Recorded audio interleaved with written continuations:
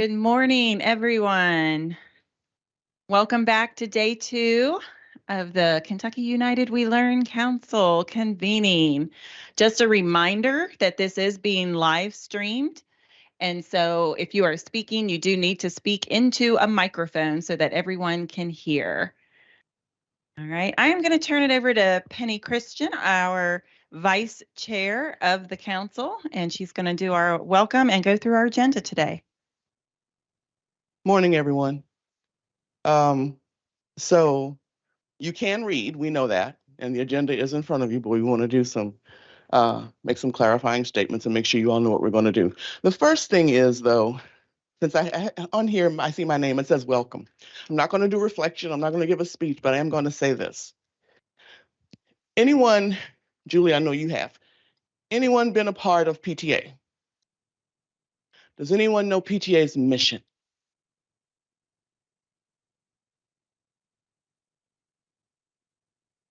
The PTA mission is to make every child's potential a reality by engaging and empowering families and communities to advocate for all children. Does that resonate with what we're doing? Just something to keep in mind, okay? So here we go with the agenda. So it says reflect on day 1. The next face you see will be Donnie, and he'll lead you through a quick reflection on yesterday. So where it says determine where to work, we have some work groups that are going to discuss with you all. You all will see where you land as far as this is outside of our normal committee groups, right? So we've talked and we've established what we think some needs are, and you'll see those coming at you soon. Then you have the working groups will happen, and it'll be facilitated by some of us, if not all of us. 11:30, where you have prepare for presentations, you will be sharing out based on those work groups, and that's going to happen after lunch. And lunch will be on the 5th floor. Hey, where's Andre? We didn't thank you for breakfast this morning. Thank you for snacks and breakfast again.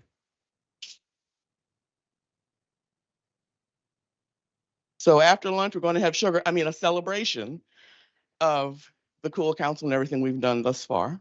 Thank you, Karen. So then next you see presentations for working groups, and then below that you see table talk. Table talk is when you all going to sit at your tables and you're going to have people come in and they're going to listen and see where we are and what you think about the presentations. Gretchen's going to lead you in that work. And then we're going to have a panel. The panel is going to consist of various stakeholders, educators. I don't know, maybe we'll bring in some surprise guests. I don't know, we'll see. But it'll be a group of people to really talk about this work and how we, again, that whole co-creation aspect of what we do, right? And then another table talk where the panelists will be sitting at the tables, listening, communicating with you, absorbing, right? And then reflections and announcements, and that'll be Audrey and Karen. And then at 4, we will adjourn, and Audrey will wrap us up. Okay, so Donnie, are you ready? Let's party. Thank you, Penny. So I don't know if everybody felt the same as I felt yesterday, kind of coming out of day 1, that I'm switching from the Apollo 11 space metaphors into a different science metaphor, because that's how I make sense of the world. So you have seen like dropping a rock into a pond, you know how it sends out ripples, and the ripples are in a wave. And if you drop another pebble at the right time, those waves, they start to amplify each other. But if you drop a rock in at the sort of off moments, those waves decohere, right? Like they start to cancel each other out and they kind of get muddy. I think we're at a moment of emerging coherence, but the waves are still slightly out of sync. We're kind of like wobbling. It's kind of the energy is starting to build, but it's not quite perfectly in sync yet. That's the feeling I have anyway.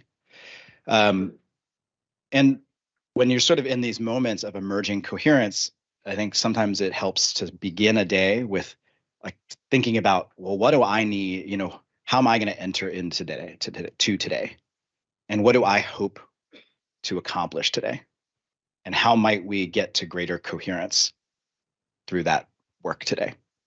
So if you can, just take a moment on a piece of paper or in your mind and just think, what's your intention for today? How do you want to come into today? And what do you hope we accomplish today? So just take a second, and it's a personal reflection moment.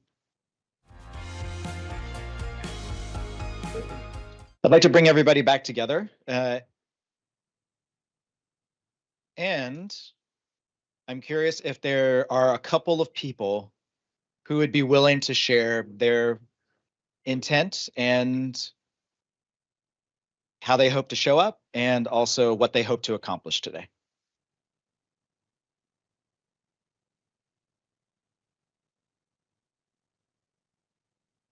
Anyone?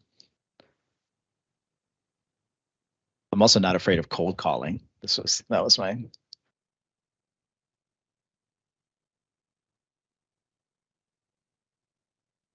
Awkward silence.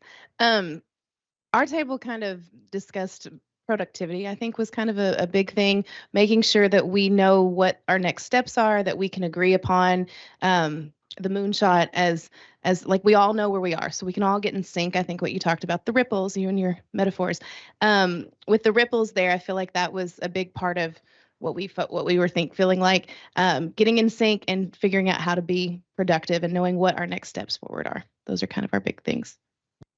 Thank you, Susan. I just echo the same thing. That's what our table said as well. Just clarity on the moonshot, clarity on where this is going. And then I think that will help with the alignment between our group and our work so that we're all headed to the same destination. It feels a little murky at times still.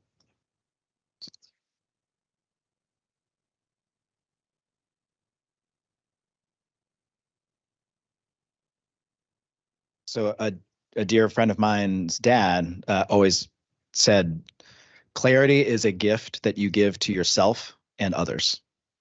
And I've always thought about that. And so let's aim for that clarity today. Let's get to some coherence around the moonshot. And I think that will provide that clarity that we need to drive forward as a council. In service of that, we are actually going to now introduce the working groups for today. So you're going to have standing committee time. If there are things that you need to do in your standing committees, you'll have that opportunity. At the same time as the standing committees are working today, though, there will be these working groups that are inviting folks from across all of the standing committees. There's a group that will work just on the moonshot. I'm going to invite the folks who are going to be leading these groups to come up and share. Sorry, that's from a process standpoint. That's what we're going to do next. Each person's going to sort of share, like, here's what we're going to do in this standing committee, and here's who might want to come to this. And then just after this time, you'll meet in your standing committees real quick to just maybe decide like who might want to go into different places. So I'll do the first one because that's the group that I'm leading, the moonshot. In the moonshot group, we have a couple of drafts that incorporate everything that we did yesterday. We might create a third draft. We might hybrid, pull it together. We're going to try to make something that feels clear and coherent. And we'll also spend some time testing that moonshot with some ideas and products and say, like, does this get us closer to that moonshot? Let's use the moonshot for what it's supposed to do, which is to help us know what are the right steps, what are the right products, what are the right things that we're doing. So that's the moonshot group. Come join us if you want to do it both wordsmith and test that moonshot against some real ideas. Portrait of a Learner. But Lou's not here. So pretend I'm Lou. Suddenly you find me more interesting, more beautiful, all those things. Lou is going to host a group to talk about Portrait of a Learner because in the Post-it notes, our posters are all gone. I was just pointing to nothing. Just keep They were pretending falling with down. me. I'm Lou and there are Post-it notes all over these walls. On those post-it notes, we saw that there are still a lot of questions and concerns and also areas of interest related to Portrait of a Learner. And it seemed like we ought to create some space for some working group to just sort of dig into that. Like, what is it? How might we use it to get at some of the things we want to get at in terms of local work that's happening in districts, but also how might we use that to shape policy and other things? So that's the Portrait of a Learner working group. Oh, and then I'm the next one. I'm no longer Lou. I'm Gretchen again. Engaging with communities. Again, from the post-it notes, there are some things where different groups at different times have tried with more or less success to try and reach out beyond this group. Maybe it's to families, maybe it's to districts that aren't in the room, maybe it's to sort of special populations in the state. And so we're going to gather together and kind of work on what are the things that we know that are working to do that kind of outreach and gather that up and create a resource to share with others. My turn. Yep. Okay. Oh, there's a question first of all, please.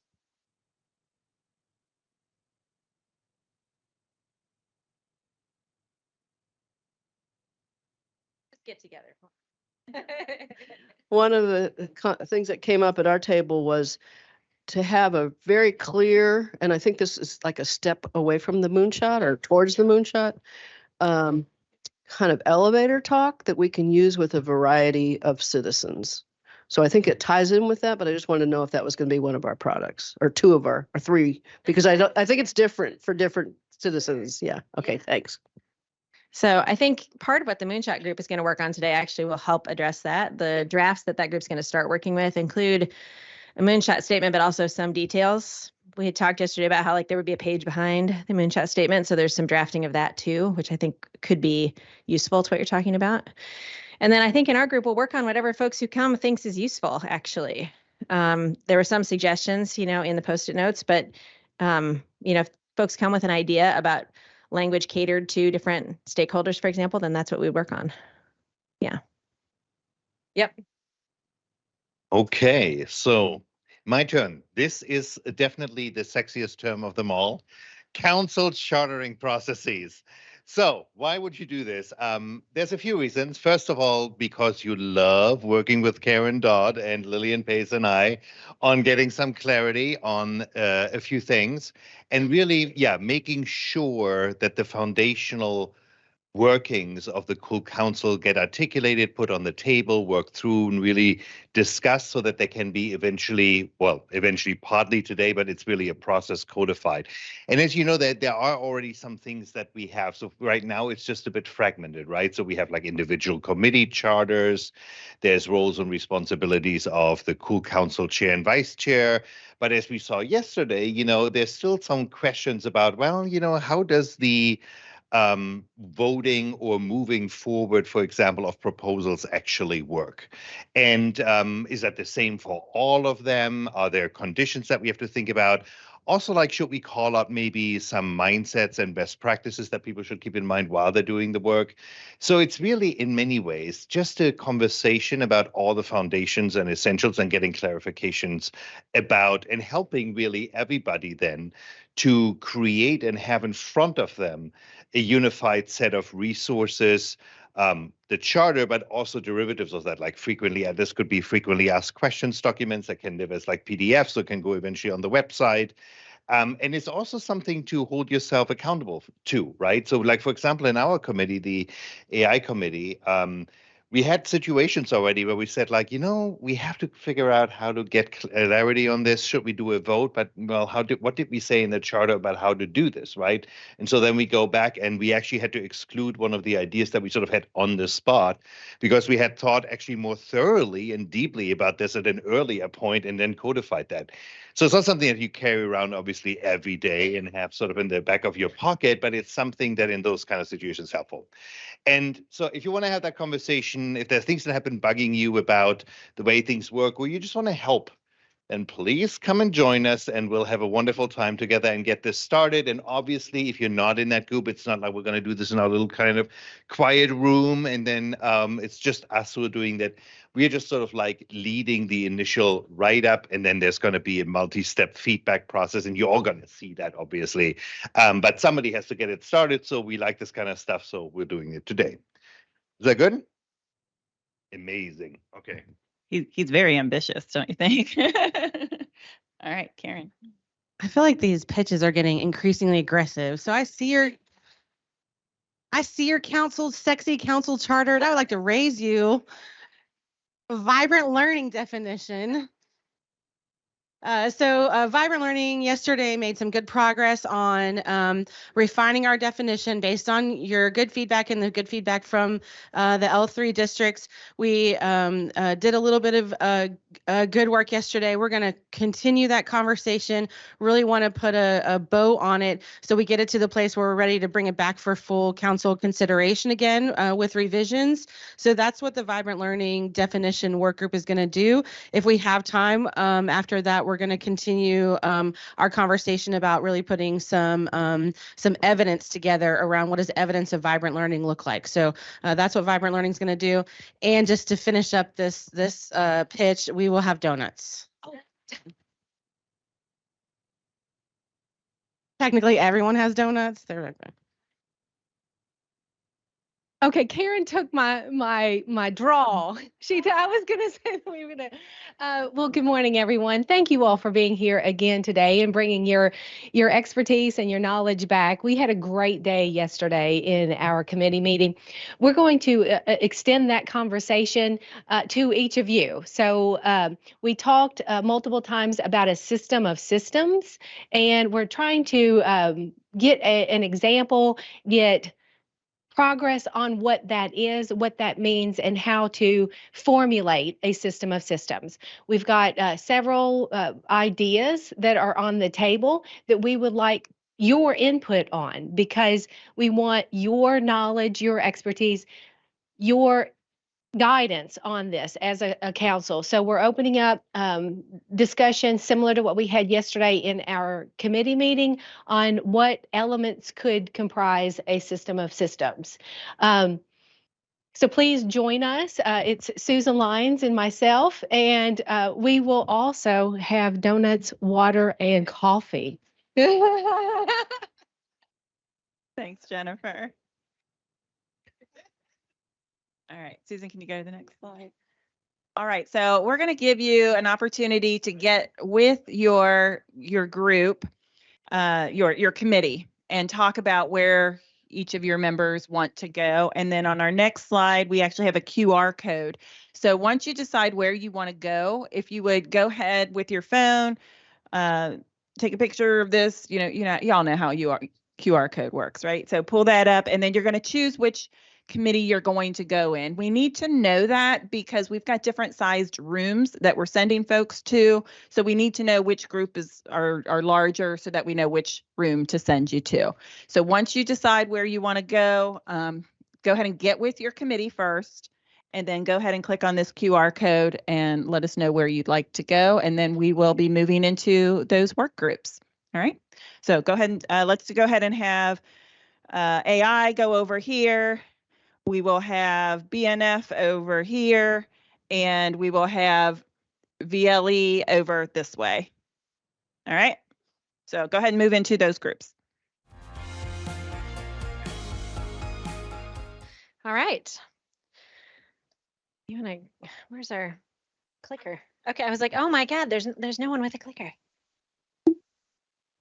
Oh, do you have to do something different? I gotta go back. Okay, hang on. That's okay. That's going to happen magically behind me, and it's going to be just fine. So as you all know, we had 6 working groups that had a couple of hours to get some things done, and we want to have this time to hear out from each of them. The plan is each group has 5 minutes to share. Everybody has a slide to work from. I will just confess before my group comes up here, we made 2 slides. I know. I'm just saying it because I don't want you to shame them when they come up here. It was a collaborative decision. We are the communications group, and we felt 2 slides would better communicate what we were talking about. So I'm going to just own that so that people sharing on behalf of my group don't have to. So 5 minutes per group. Okay, we can do that. Yep. And then the rest of the afternoon is we're going to hear these out 5 minutes, 5 minutes, 5 minutes. I will be a very rude but charming person who holds everyone accountable to those 5-minute deadlines. After that, you have time to talk in your table groups, like, what did you hear? What about that seems important? What about that connects to your committee? And I can be mean when I need to. I have children. This has happened before. So, talking at tables, we're going to give you some chart paper and a marker just so we can track, like, what did you talk about? What are the things that stood out to you? We'll have a little bit of sharing out from that. And then we're going to be able to hear from this group. So we have this group of respondents. I'm not going to read all of your names because you're going to introduce yourselves later, but these folks are spread out around the room. They'll be in those conversations at small tables with you, and each of them comes from sort of a different perspective about this work. So after we have table time, they're each going to have a chance to share just from their own perspective, not their table's perspective. From their perspective, what are they hearing that is exciting, interesting, that they're curious about or concerned about, whatever?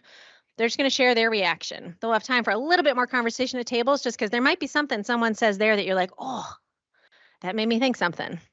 Give you a chance to talk about that a little bit, and then we're going to synthesize and conclude for the day.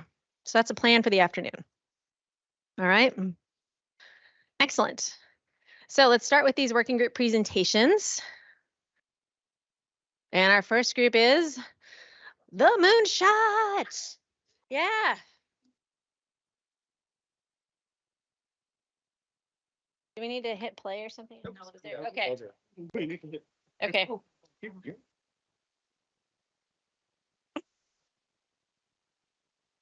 Good.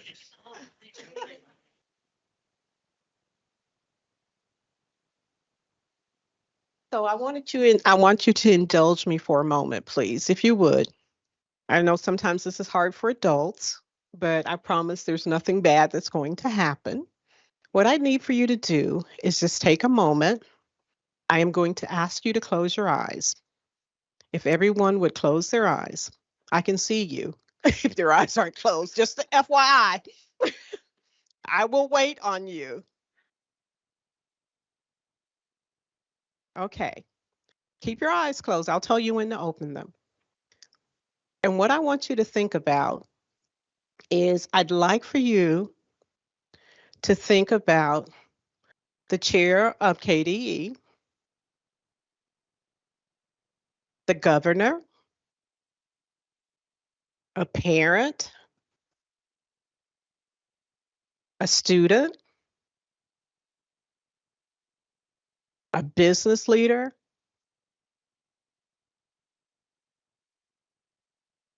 any of those people. I want you to just put a thought into those people. And as you're thinking about them, I want you to think about them saying this statement. To build a prosperous Kentucky, we will launch an accountable system that is meaningful and useful to all our learners.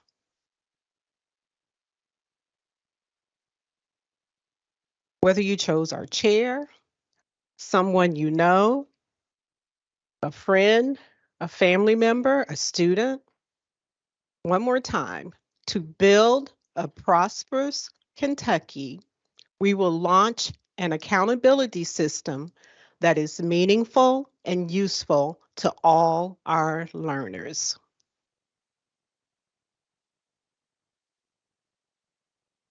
Our moonshot.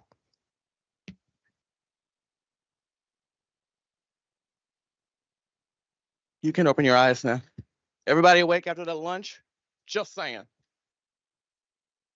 Okay, so that's our moonshot. Brevity was the order of the day. We went toward purposeful brevity with this main statement, because to be quite honest, the bigger the statement, the more you all can just tear it apart, right? So the purpose of brevity is to be concise. Put it out there. This is what it is. This is what we're asking you all to embrace, okay? So we understand when we were in our work groups yesterday and we talked about what we need this system to be, non-negotiables were always equity, safety, right? So safety and equity considerations are framed as non-negotiable elements. You don't see that verbatim, of course, in the moonshot itself, but you will in the details. So we tested the moonshot. I talked to Donnie, science guy, about if you were helping your child with their science fair experiment, We all love those days, right?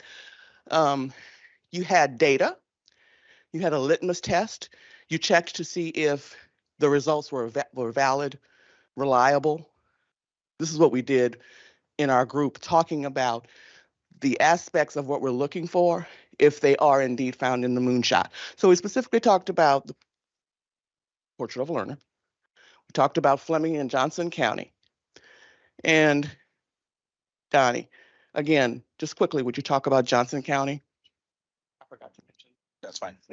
So Johnson County's L3 accountability prototype is about holding themselves accountable to giving young people career-connected learning experiences. So we asked ourselves, okay, does this moonshot, the way it's described right now, does it help us evaluate whether or not that particular prototype or innovation drives us closer to this aspiration? And we asked ourselves, is it meaningful, right? Does the accountability system they are creating in Johnson County, is it providing meaningful accountability to the system and to young people? Is it useful to the young people who are participating in it? And is it contributing to this idea of a prosperous community or a prosperous Kentucky? So using it as like this litmus test helped us both know that it was a innovation that was pushing us in the right direction, but also helped us know what ways to push Johnson County. Right? We were like, oh, well, if we were really driving towards this moonshot, now we actually have a sharper idea about how to help them push us there. So we did that with Johnson and with Fleming County's accountability prototype. Thank you, sir. And when we're talking about accountability concepts, we know now that there's a big push in terms of CTE pathways, alternate routes to success other than college, right? And I know I have about a minute left, but but experiential information is important. Our youngest daughter is a freshman at the Culinary Institute of America in Hyde Park, New York. Her three sisters, college, graduate programs, law school. That was not her path. So accountability here means, for me, sorry, and those are our recommendations for next steps. Adoption, adopt it, adopt it, adopt it. And you have this flyer which gives you, this one pager talks about what we mean by purposeful, meaningful, prosperous. I'm done, sorry. Thank you, Moonshot Group. So is the flyer like a thing that's around? It's on the table. So look around your tables, it might be there. I'm assuming we also can follow up and send that to folks following this meeting. Excellent. Thank you, Moonshot Group. Portrait of a Learner. Who from your group is going to come share out? Excellent. I'm going to hold up this Post-it note when you're at 30 seconds. Okay. All right. Good afternoon. Our group had a very robust conversation, and out of that, we came up with some questions and key insights. And what you'll see on this presentation are major themes that emerged from those questions and key insights. So some of the themes in the questions were, what does the development of Portrait of a Learner look like across the state? What do those communication efforts look like? What is next after creating a Portrait of a Learner in your community? And what does that engagement process look like, along with some other themes? And then out of those questions, we were able to gain some pretty key insights as a group. Some of those key insights included the history of this program, the process of how districts have adopted, clarifying what L3s are, which are local laboratories of learning, and this concept of failing forward. And we talked a lot about what it means to have some psychological safety and the ability for districts to take risk. We also talked about what it would look like to have some materials that would support this process, including instruction and curriculum materials, as well as support systems and structures that will provide the necessary support for implementing Portrait of a Learner. And I found this visual very helpful of the process in which a district would adopt a Portrait of a Learner. would adopt the Portrait of a Learner. And then we talked about what were some recommendations or next steps. And these are not necessarily steps that our group would take, but would be considerations for various groups to consider. We talked specifically at length about creating a strong foundation for launching this before we were to codify it, ensuring that stakeholders had a better understanding of what this looked like before they felt the pressure to have it in place. And then if you'd like to see our robust notes, feel free to scan this QR code.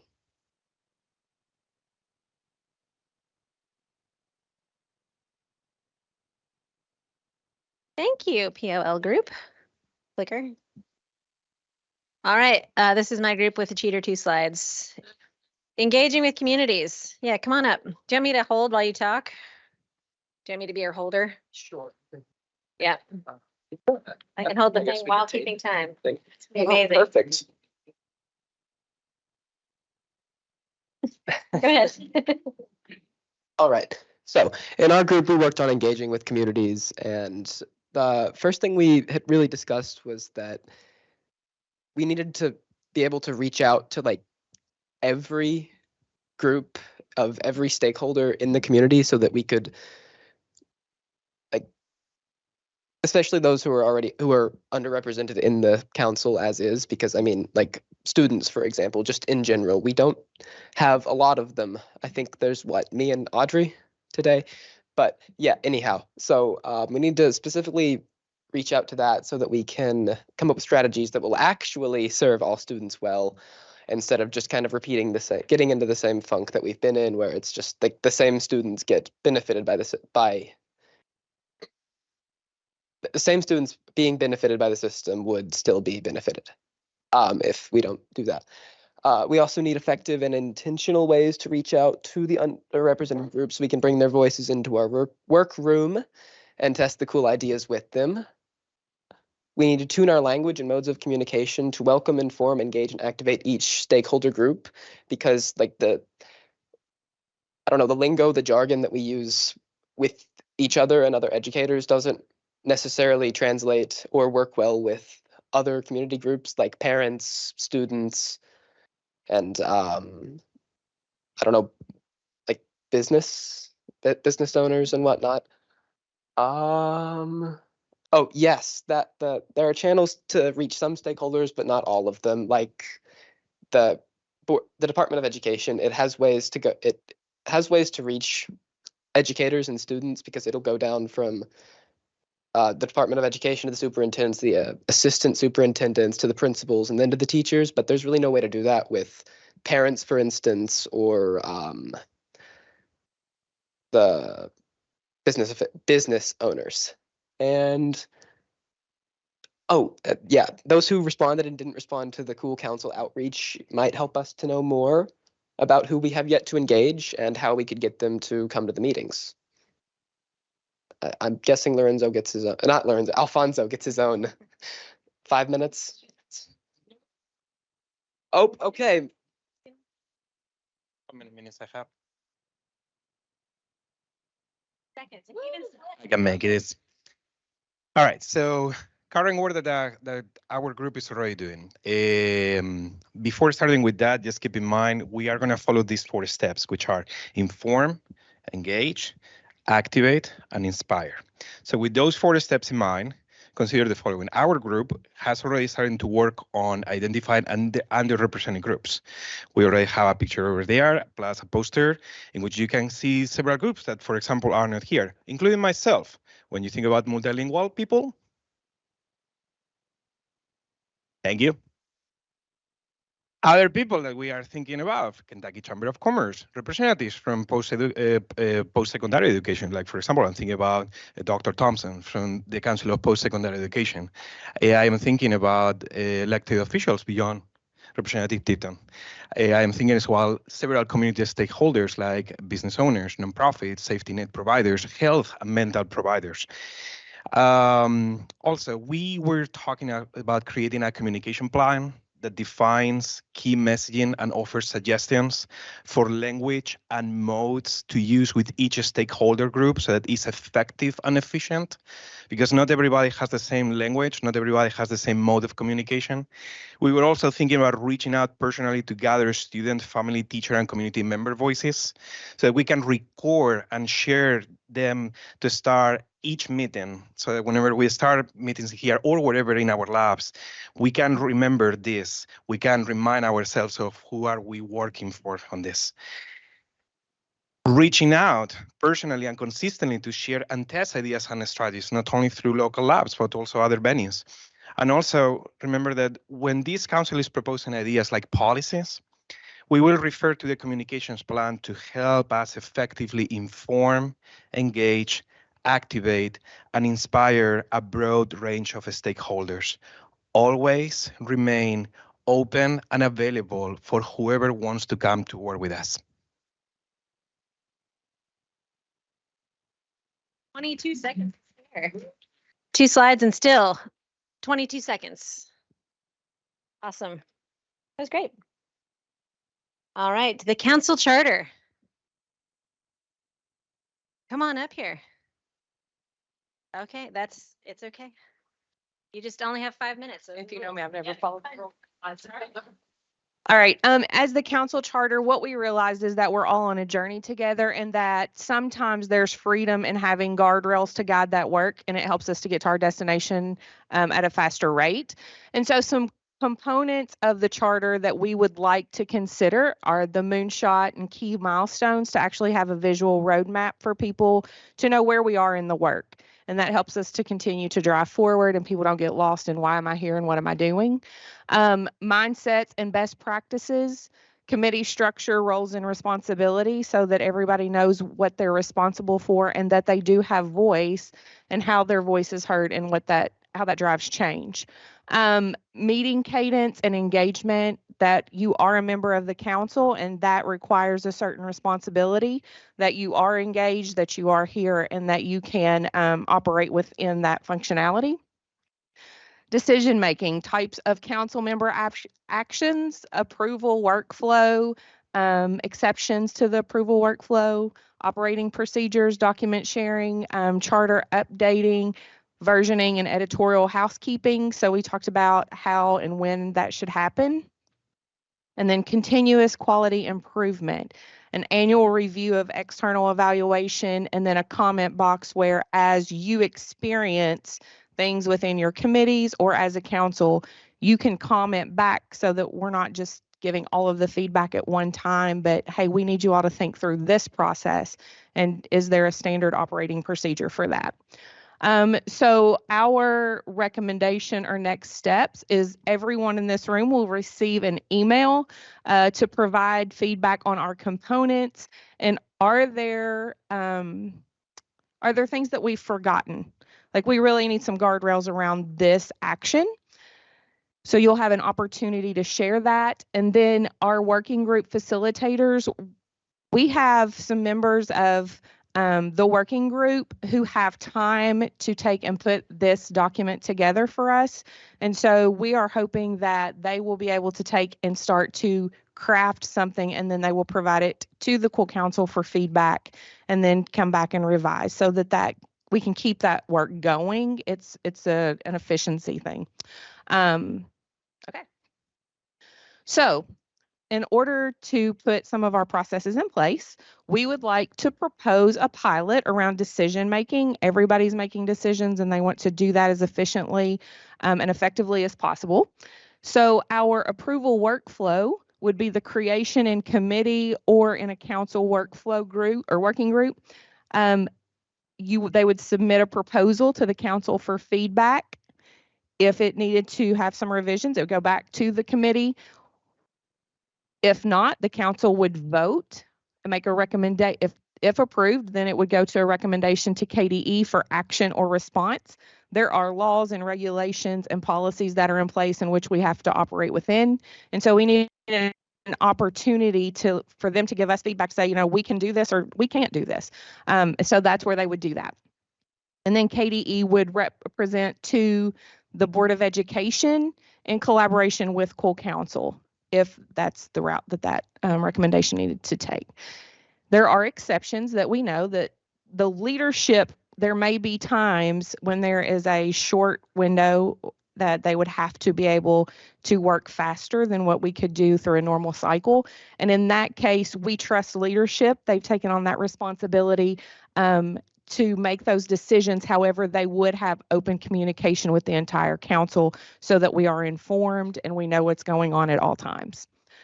And then lastly, we have 3 types of votes. You can have a yes, a no, or an abstain vote, and that the cool chair and vice chair will determine the threshold for consensus upon election based on recommendations from a cross-org working group. So our first proposal to the leadership would be that voting can take place either offline or in person. So we can do a Google form, but also here we can vote. That 51% would have to participate in order to have a quorum. So the number of people voting would have to be at 51% of the council. And then approval would be 75% of the vote would need to be yes, at least 60% yes, and we could have up to 15% abstain, which would also count as yes. So we would have 75%, and then we could have no more than 25% no's in order for a vote to go through. And then voting allows for expression of reasons for abstentions via comments.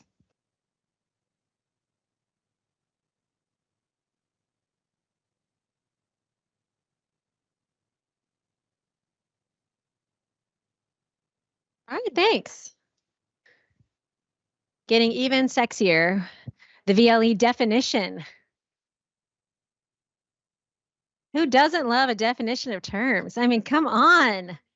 Woo! Yeah.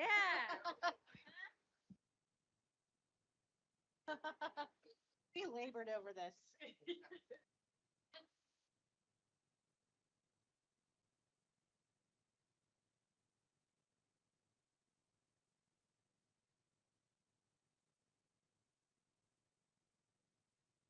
Here we go. Okay, so I am a card-carrying member of the Vibrant Learning Experiences Committee, and we've been meeting for about a year now, of course, and we have been working on a definition over that time, and correct. So we are excited that we are at a phase where we are ready to offer it up for some approval. We need to run it past our VLE committee, of course, and then we'll talk about next steps, I guess, at the end. But I will let my friend Joel continue with the actual content part of this. I'm Joel Wolford. I am an elementary school librarian from Russell Springs, Kentucky, on leave serving as vice president of the Kentucky Education Association. And I'm here. Yeah. All right. Thank you. I'm just going to read this to you quickly and tell you what our reasoning behind some of this was. Our revised definition is learning that matters to students. In partnership with families and communities, students are agents of their own learning, engaged in relevant, authentic, and joyful learning opportunities. Vibrant learning honors students' cultural wealth, gifts, and interests. Vibrant learning culminates in the application of knowledge and skills demonstrated through personalized products. The words in blue are things that were suggested from previous versions of this. To students in partnership with families and communities, this identifies our stakeholders, the people who are going to be impacted by this. Students are agents of their own learning. We put that in there because this gives students ownership and also some responsibility in the outcomes. Vibrant learning honors students' cultural wealth. We went back and forth on the word honors for a while. Originally it said cultivates, but we discussed that and we felt that we're not really cultivating their cultural wealth. This is something that they already possess, something that's already growing in them. And we put honors because that's what we want to do. We want to honor these children and where they come from, and their experiences and who they are. And we thought honors was the best word to use for that. And Vibrant learning culminates in the application of knowledge and skills. There's a demonstration of what you learned. You all have any questions? I'd also add one bit of conversation that we had about the application of knowledge and skills is our commitment to Portrait of a Learner, which frequently knowledge and skills are captured in Portraits of a Learner. And so even though it's not explicitly called out there, that is intended to speak to the importance of a Portrait of a Learner and the skills that come from the demonstration of those skills through personalized products like portfolios and defenses of learning and all of that. By way of next steps, we are happy, I think, to be the guinea pig, the first ones through for this new system of decided by the charter group. We need to first take it back to Vibrant Learning for adoption because there are some members of Vibrant Learning who haven't even seen the final version of this until right now because we just worked on this. So we do want to send it back through Vibrant Learning for adoption there. And then we'd like to send it then up once approved to the full council for approval and next steps. So I'm happy to do that. And then the next step internally in Vibrant Learning is to begin to curate evidence of vibrant learning and put further definition of evidence of what vibrant learning looks like so we can provide some resources out to the field to help transform the learning experience. So this is revised definition of vibrant learning.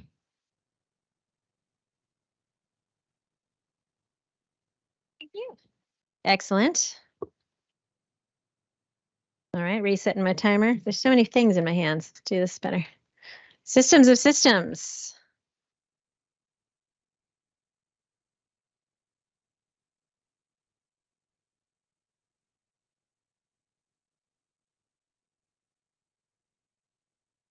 No. Hang on, pause. We might have to just refresh.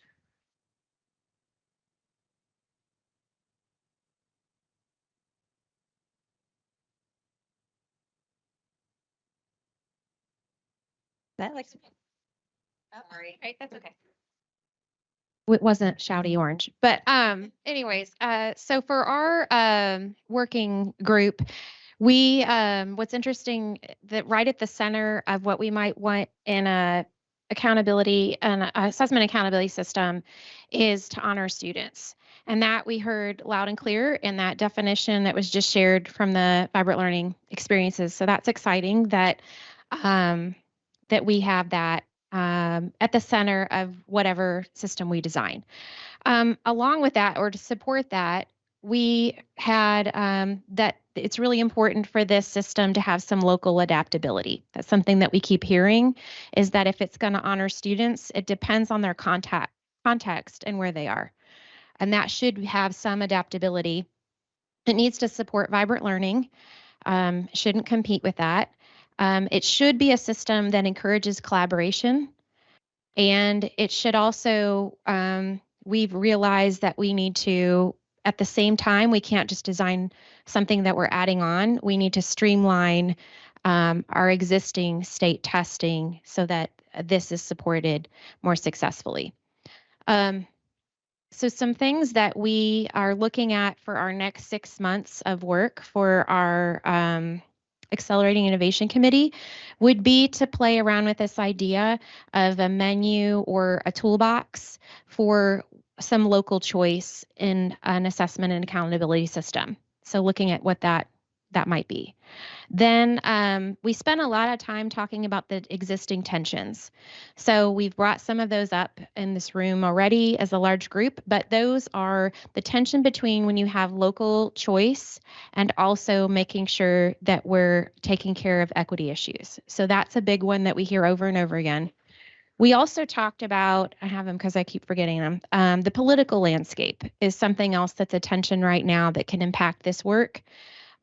Strains on school capacity is another tension, and also this idea of making sure that the system we create is sustainable because we need this to stay. And this idea that the system keeps changing.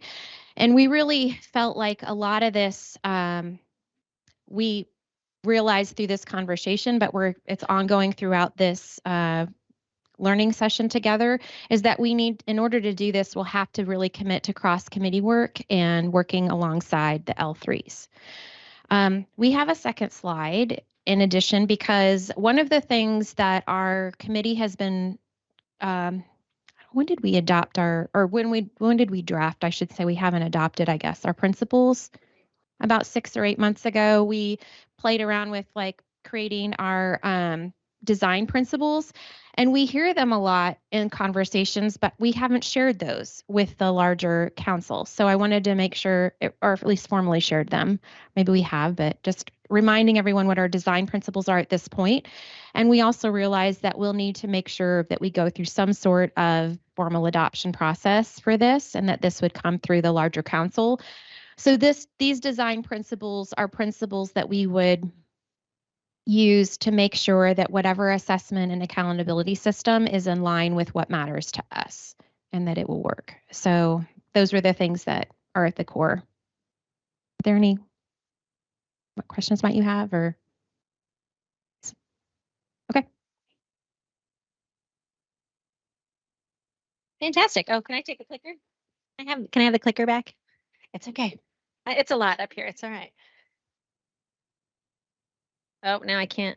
Meh. Susan's making chart paper and now my clicker doesn't work. It's very awkward. I can do it without it. So at your tables, the idea now is to have some small group discussion about what you just heard, right? You were in one of the working groups, but you've just heard from the other 5, as well as your own. And when we just have a bit of time to talk with one another about, what do you think about that? As you're talking, I said before we're going to give you chart paper at your tables, but that seems hard. Some of your tables have a lot of stuff on them. So new plan. We're going to put chart paper up for each of the 6 working groups. You all have Post-it notes. You all have Sharpies. And you all know how to use them. So just as you're talking and sharing ideas, when you have things that you want to say related to what a group created, please write a Post-it note. Discuss it with your group, but also before we transition into our respondents sharing, we'll have a time for you to just go stick Post-it notes. Okay? So we'll start with about 15 minutes in your tables. If we need more, we have a little bit of wiggle room, but let's aim for 15, see where we get, okay? Great.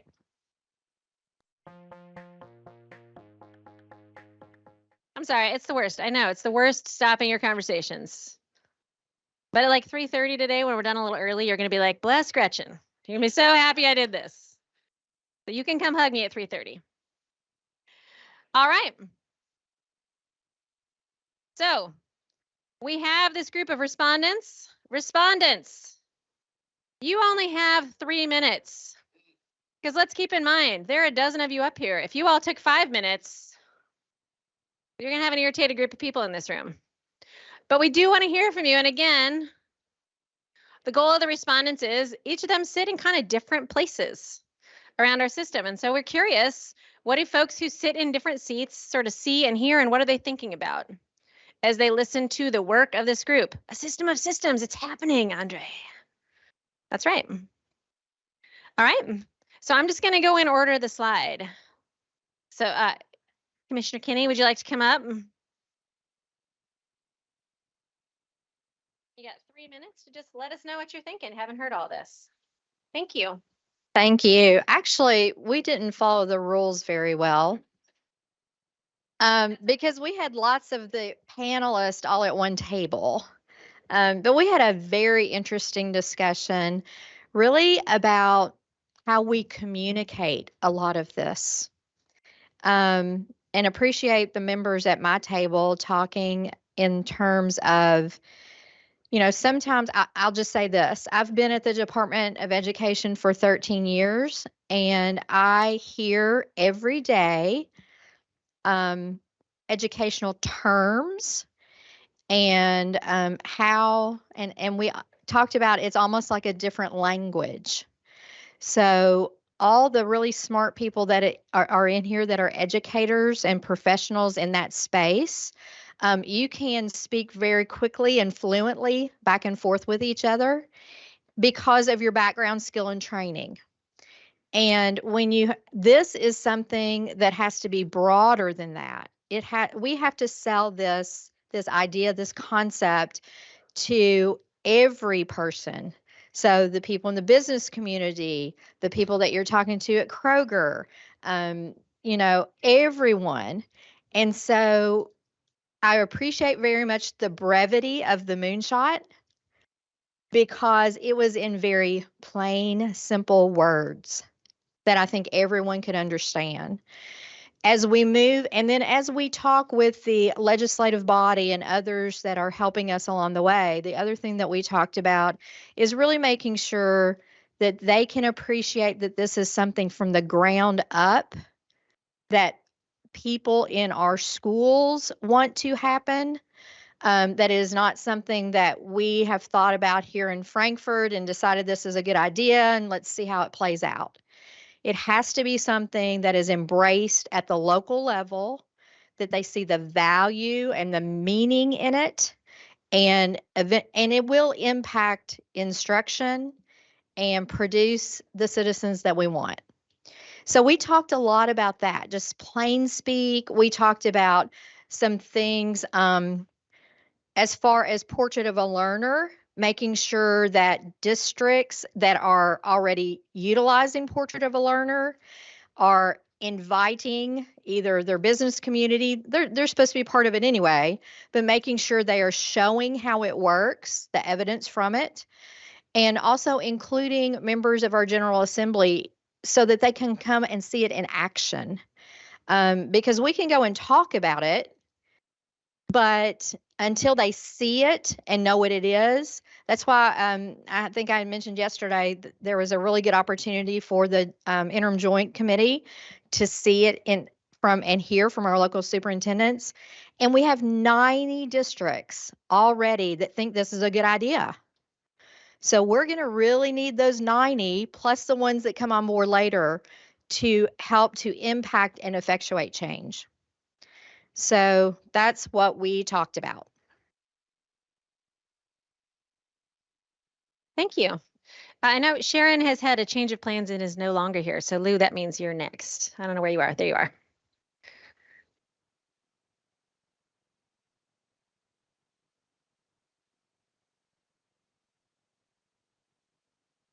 Excellent.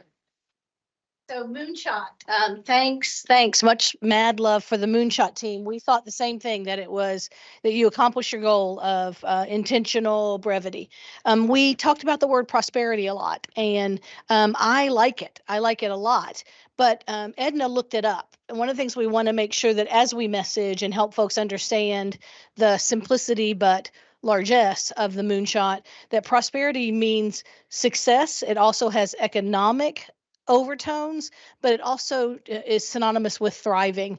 And so State Board's been talking about the term happy as well, but we think prosperity is one of those things that, to Edna's point yesterday, really kind of ratchets up the level of inspiration.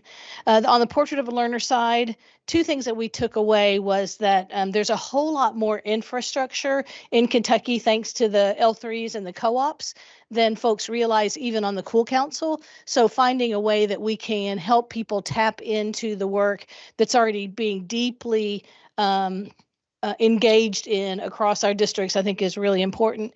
And the other thing I think that Jim Flynn and I had this conversation last week, and that is that it's really important when you think about our journey that we help everybody understand, school folks, policymakers, and others understand that this is bubbling up from the field, not from the agency out to the field. So the idea of a portrait of a learner has been catalyzing this kind of learning since before Carmen went to Jefferson County, and before Brian Kreisman started it in Fleming County, and before James Nyhoff started it in Shelby County. So this is coming from the field up and out, not from the commissioner's office out and down. And so that hasn't been messaged really well. And we also want to make sure that in the moonshot around accountability and the portrait of learner, that we're always leaning in on the usefulness of this work to the learning experience. One of the things we noted was there didn't seem to be much, there was kind of the absence of evidence that folks were too concerned about any dissonance between the state portrait of a learner and what was happening at the local level. So I think that's because the work that's happening at the local level is kind of dispelling any concern that there might be a mismatch there. engaging with the community. We love Raider's heart, the heart of the whole team, for ensuring a level of intentionality around representation. And so I feel like the students in this group and others of you hold me accountable for my commitment to diversity and representation on this team. And so I think we heard that really strongly and want to make sure we follow up on that. We also talked about the importance, along with what Robin was saying from this team, about getting in front of interim joint, in front of House Ed, in front of Senate Ed, in front of superintendents at the winter conference, in front of Chamber of Commerce and others, to make sure that they hear the undistilled message, so that we don't cause any confusion in the field about the nature of the work. We thought the charter was really sexy. Yeah. Oh, touche, Lou. Touche. That was good. So I'm going to reiterate a little bit, but then also kind of do some little bit bigger reflections because Robin touched on it really well. I think one of the things we're kind of learning is keep it simple so everybody can understand it. Don't get lost in the weeds. And the importance of relationships with our legislators. That's going to be one of the biggest things because we all want to be on the same course, not diverging. Relationships with each other and really connecting. It's really our job as those who are out in the community, the parents. If this is stuff we like, we need to let our legislators know that. If your district has a portrait of a learner or has vibrant learning experiences going on, it's our jobs to get that information to the legislators and say, hey, look at this good stuff our schools are doing. The more we hound on that, the more that voice is going to drone into their heads than some of those outside voices that we're constantly battling. The other thing I wanted to pick up on is the assessments. And the kids understand formative and summative assessments. I'm going to be brutally honest. I have very high achieving kids. That state testing does not mean a darn thing to them. The results come back so much later. It doesn't impact them. There's no value to them. And that's why our moonshot is so important. We want things that are of value to our kids across the entire continuum. And so that's kind of what I picked up on.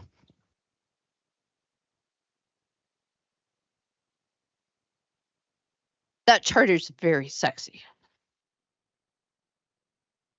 Representative Tipton.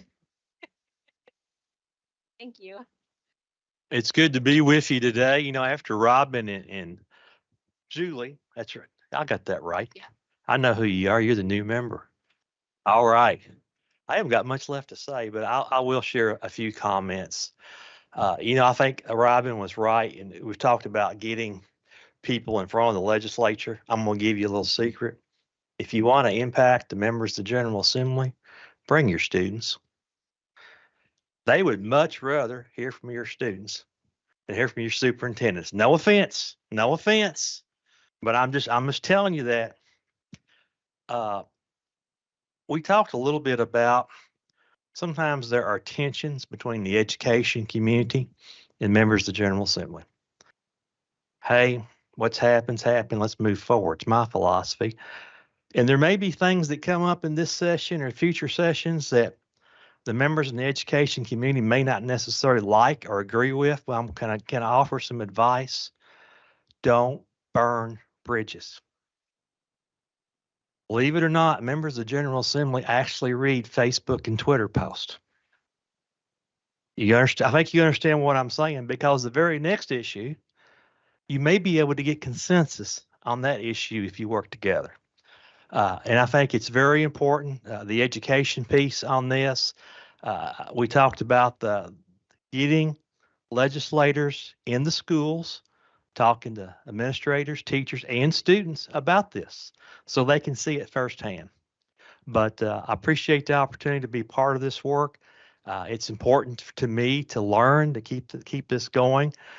But I would dare say that in that presentation Tuesday, That was the first time a lot of the members on the Interim Joint Committee of Education had ever heard of a portrait of a learner. So don't just assume people understand what you're talking about. And I think a lot of members look at it this way, where it seems like in education, we're always looking for the next big shiny thing. And we're changing all the time. We just changed the accountability system in 2020. My advice is exercise patience. Be willing to go through the process. Don't push things too fast. Take the time to develop those relationships, inform the policymakers, inform people in your community, because I think that's going to be essential to coming up with a product we can work with. Thank you all. I'm going to have to leave a little bit early today. I've actually got some farming to do, Lou. All right. There you go, Tom. Thank you, Representative. You've already heard from three folks at the same table I was, so I don't have a whole lot. I thought I had one original thought, but then Lou stole that one. I don't know whatever happened to alphabetical order. I would have been first, but anyway.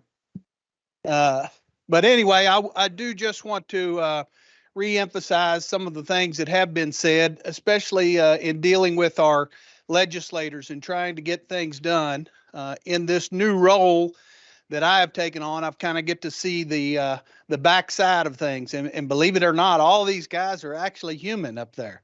They're good people. I haven't met anybody that I wouldn't say is not a good person. So I think having that communication, especially at your local level with your legislators, is critical in any of these journeys.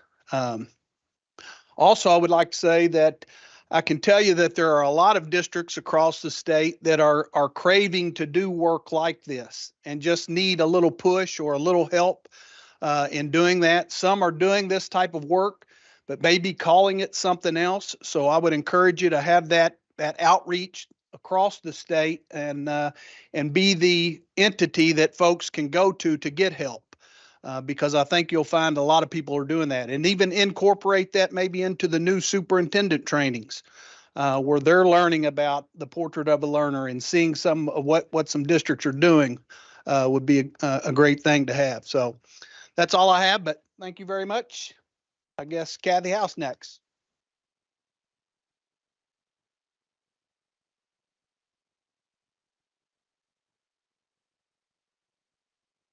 So from the perspective of the co-ops who are engaged deeply in this work and are working with students at the center of everything that we do and trying to change that experience for our students, one thing that we talked heavily about that really warmed our hearts was the new revised definition of VLE talks about honoring students. The work that we did in the work group for assessment and accountability also has students at the center. And that is who we should be creating a system for, to do with them, not to them. And so I think that is definitely something that many of us are walking away from this work with, is how do we ensure that what we are doing and what we put in place is designed for students to help them build their capacity as learners to exit into the world that they're going to exit into that doesn't exist right now because we're changing so rapidly. I think the other thing too is that we need to be cognizant of the fact that an assessment system drives instruction. And the system that we currently have designed is getting the outcome that it's designed to get. And so we have to think differently about how we assess our students because it is going to directly impact the instruction. Current assessment system promotes some bad practices, and we do things to try to game the system. So how can we create a system that is going to have more value for students? And then the last thing I will say is that I'm really encouraged about the menu of options that might be available in that local accountability piece, because every district has its own context. Every district is working on different things that meet the needs of their students. And I think that option will honor context, and it doesn't say that deeper learning is only one thing. Everyone is coming at it from ways that meet their context. And I said, so I think that that menu or that opportunity to have that voice and choice is very important.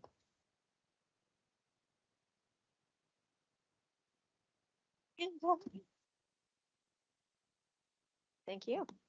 So my name is Amanda Burrows, and my perspective is very similar to Kathy's. I am the Deeper Learning Director at Central Kentucky Educational Cooperative, and part of my role is my team and I get to support 23 school districts with their own deeper learning initiatives. And I am an outsider of this council, but I feel like the work that I do is parallel to the work that you are doing, and many times it's even intersecting with the work that you are doing. So I just want to take a moment to say thank you for the work that you've done. I know it's time consuming, and I know sometimes it's hard, but just sitting with my table was wonderful. And sitting with them, it's clear that you all have been very engaged this year, and you're really thinking about how to, I don't want to just say change education in Kentucky, but I want to say like continue to progress education in Kentucky. So I noticed some common themes today. Of course, I'm noticing the three big ideas: the vibrant learning, the innovation, the community partnerships. But the word I heard over and over again that I love is engagement, and it's engaging students, engaging teachers, engaging, I heard parents and community members, and thinking about how all of those different perspectives really are launching the work that we're doing. I used your word there, launch, moonshot team. So I saw what you all did there. It was good. I also echo, my notes were almost the same as Kathy's, but in my work, I think that you are honoring unique student experiences, but in my role working with 23 districts, I noticed immediately that every district is different and every school within those districts is different. And so please just keep that in mind as you do this work. I really loved the design principles because I felt like whenever I was listening to the team present, Suzanne present, I thought those design principles are meant to be universal. We did talk about one that was missing, and we made a note over there on the Post-it note, but using those design principles as what our universal piece is to help continue to honor the differences and uniqueness in our districts is where this work needs to continue to go. Council charter, I have to mention it. It was an impressive plan in that you're considering all voices in decision making, because I think a lot of times we have these great ideas, but then it's hard to get them to go anywhere. So you are really thinking about how do we get these votes in, these decisions supported so that this progress can continue. And so just, it has been an honor to be here today. And I went to the table where I recognized some faces and some friends, and that table just is very passionate about the work they're doing. And I'm sure you're seeing the same thing at all of your tables. So thank you.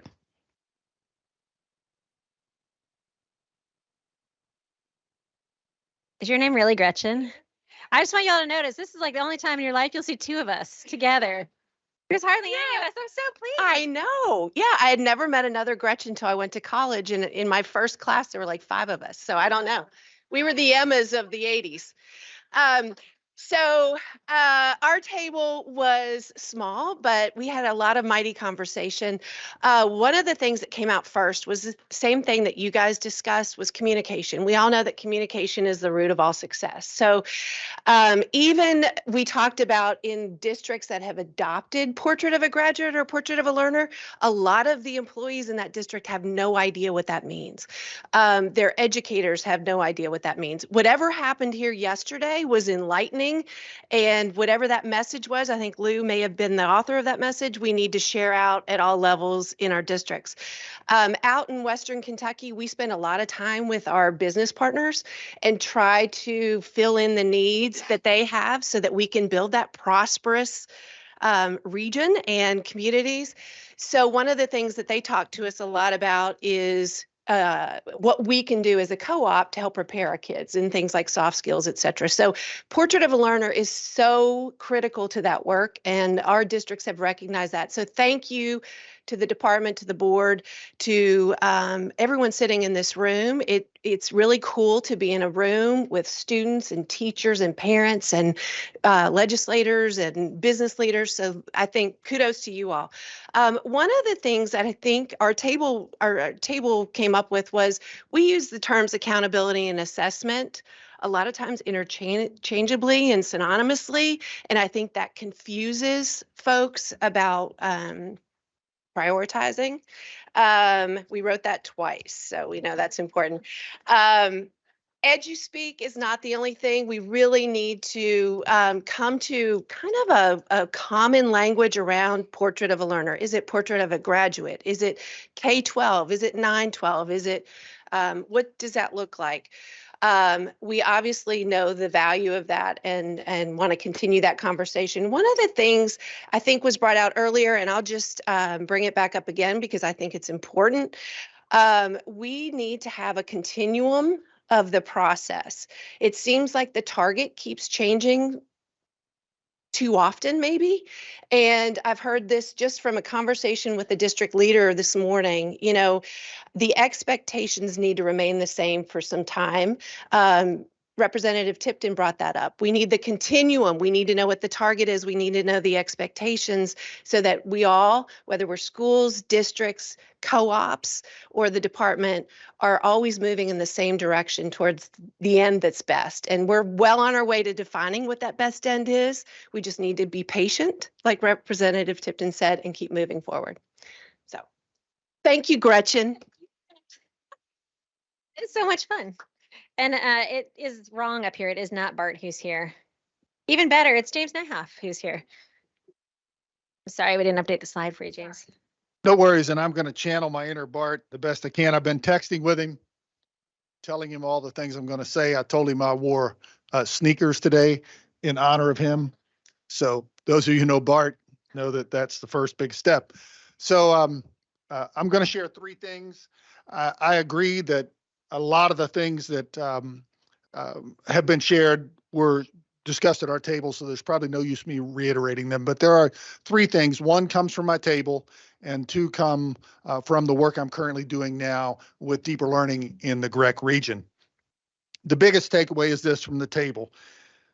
It's really important to keep the council involved to make sure that the final version matches the vision and work of the council. That was the most important piece of conversation at our table. We've put in a lot of work here, and Sarah did a great job of explaining to them how policy gets involved and it's got to match statutes and all of those things, but it still has to, at the end of the day, reflect the work of this group, and so that they can see their footprints in what happens. So that's the first big thing. I'd like to just give my feedback to you as a group. From my perspective in working with lots of districts, and I traveled 60,000 miles in the last year visiting school districts, so I can tell you I'm in a lot of them. And there's a groundswell of interest in this work all across Kentucky. There's a groundswell that comes out of this idea of we have to engage kids in something that's meaningful and something that matters to them in order to see their best work when they come to school. So kudos to you. You're in line with what I'm seeing and hearing. And the last thing has to do with each district's local accountability.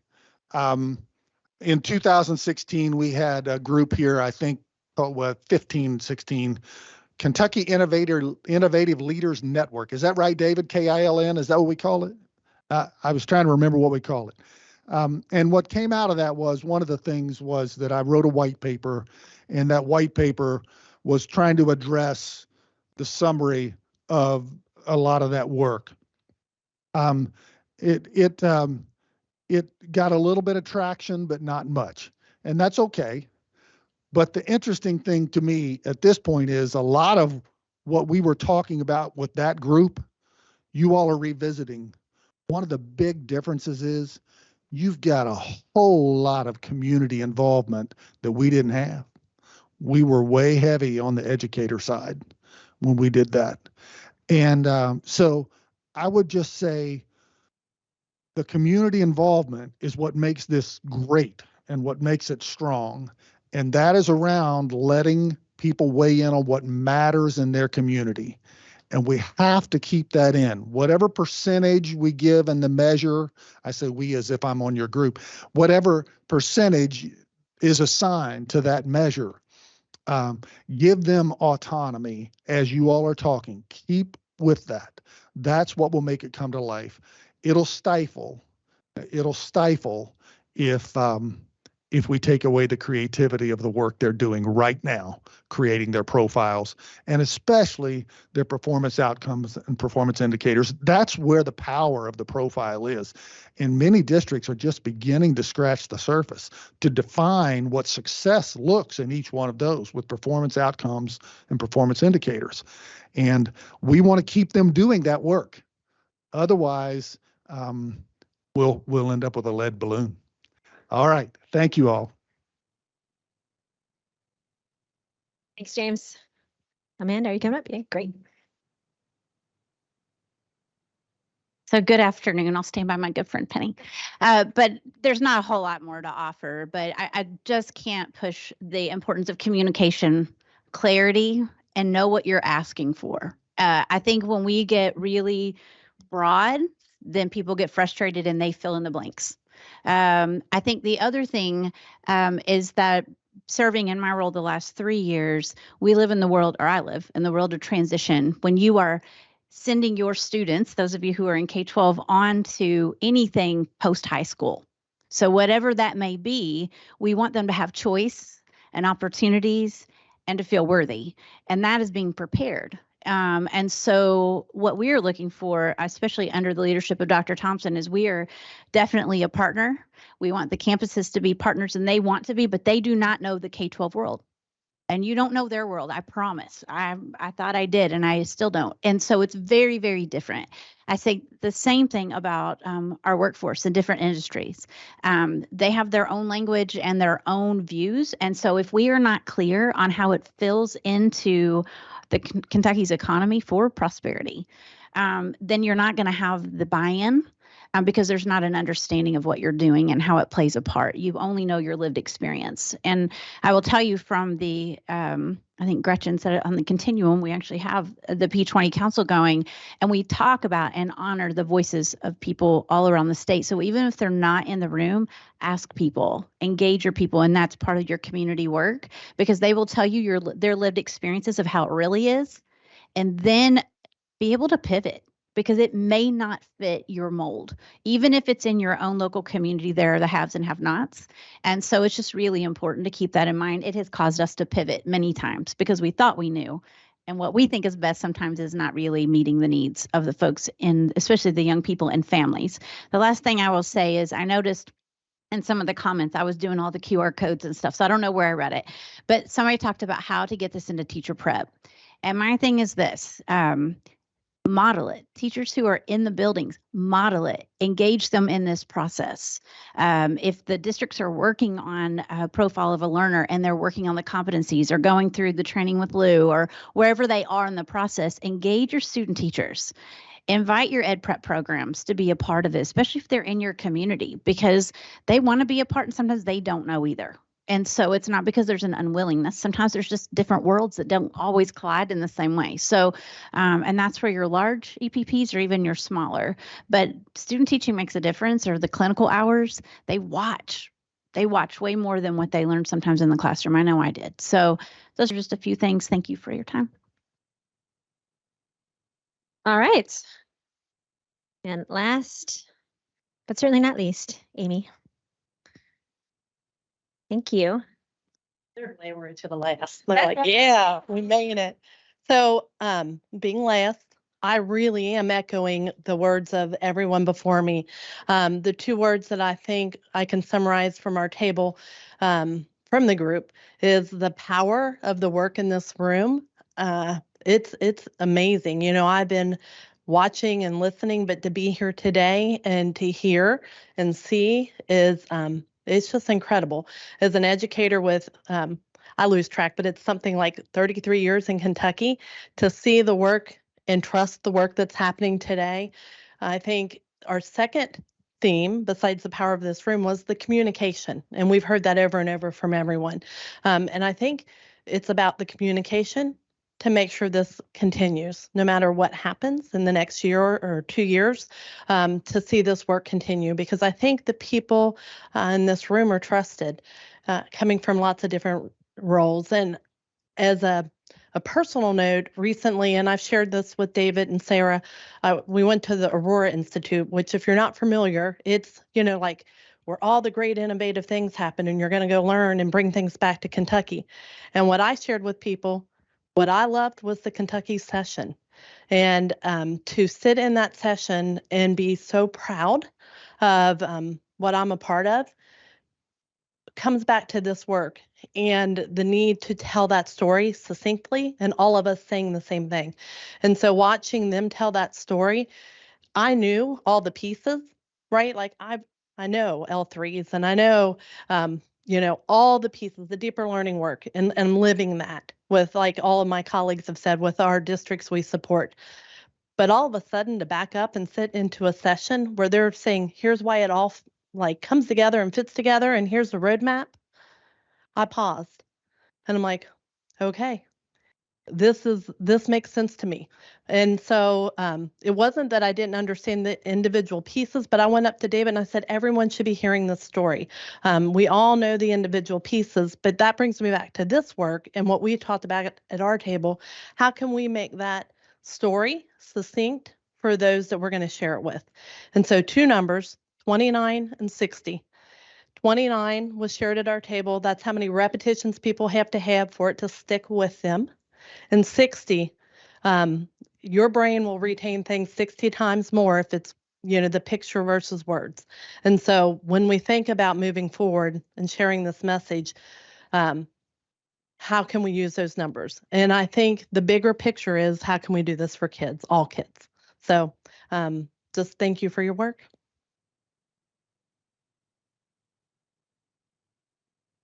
All right. Can we pause and just first give a round of applause to the respondents? That's a hard job.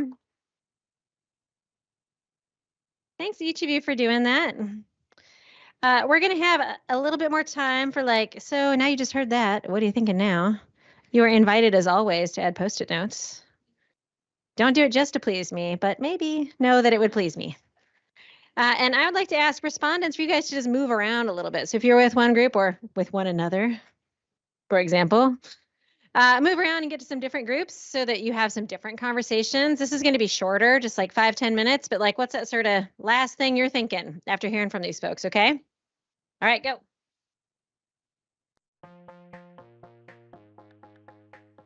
So just a tiny bit of business, and then we're going to kind of wrap up with some synthesis. So the business is, you all did some really good work in your committees and in working groups over the last 2 days.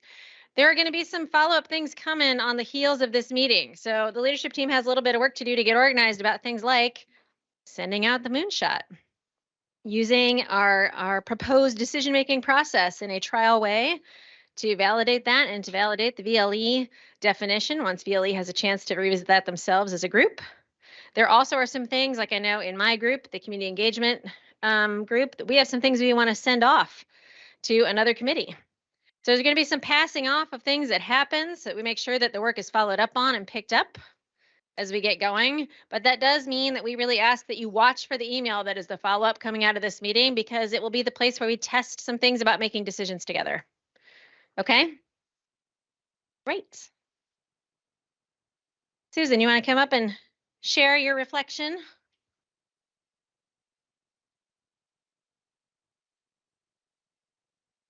So I'll be first to reflect. And I was in the Portrait of a Learner work group today. And one of the things that we thought about and talked about was that we needed to build a common understanding, not only of the portrait, but the development of, the history of, the implementation of, and just the whole process. So to reflect today, we're going to reflect using the portrait. So we're going to model a little bit about us as humans who are successful in the things that we want kids to be. So I'm going to start with some reflection around the portrait, but then I want you to be thinking about how you might add into this collaborative reflection. And this is what we ask kids to do. So if we want kids in Kentucky to be engaged citizens, critical thinkers, effective communicators, empowered learners, creative contributors, and productive collaborators, first we have to intentionally teach that and provide opportunities to cultivate those competencies from preschool on. And we also have to provide opportunities to gather evidence around that. But we also want adult learners, our teachers, our administrators. I had the privilege to create a portrait with Dr. Nyhoff in Shelby County, and we even had our board members write their board goals as these competencies and actors. So everybody, we're always striving to reach these competencies. So I'm going to start. You be thinking about some evidence. I'm going to try to identify some evidence of how we have portrayed these over the last 2 days. So I'm just going to pick one. I'm going to pick empowered learner.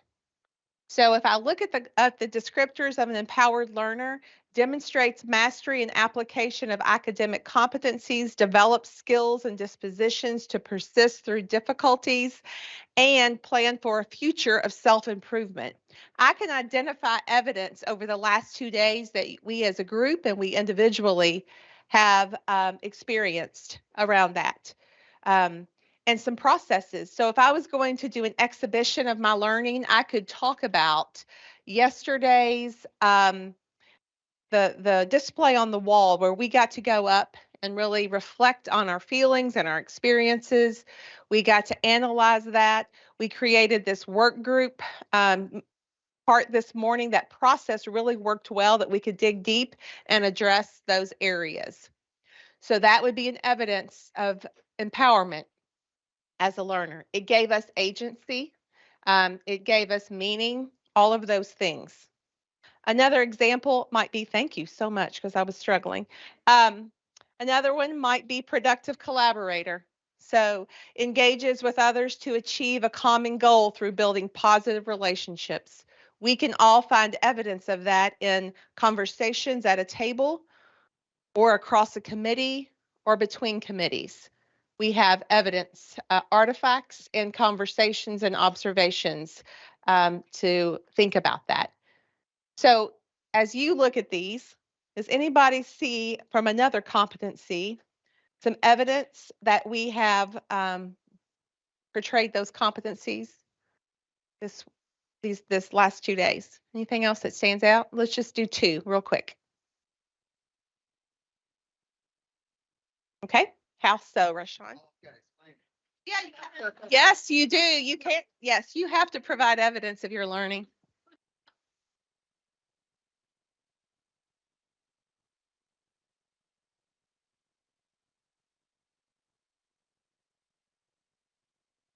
I believe we have been able to come and learn, be heard, and be able to, as the statement says, persist through difficulties, not only just today, but over this whole year.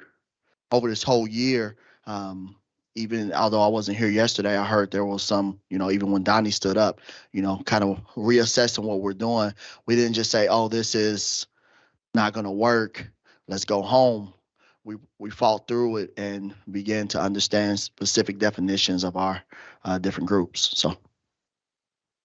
And I feel like today, good job, Rashawn. Thank you. I feel like today we're walking away with a plan for a future of self-improvement as a group and for a prosperous Kentucky. One more. Who else has a piece of evidence of one of the competencies?